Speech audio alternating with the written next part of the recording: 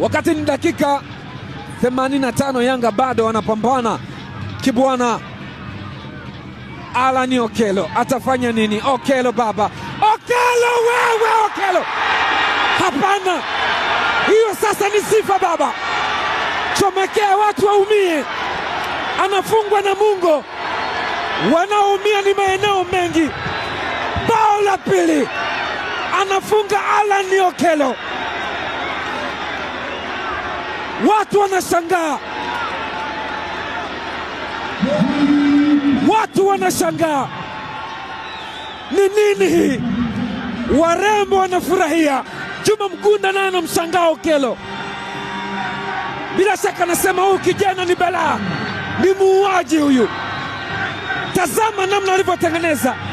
Hii ni sanaa, hii ni sanaa. Kama msanii yuko jukwani anatumbuiza Okello, alimchekecha kama chapati kwenye kikango. Akakatin, what a goal! Okello ameua.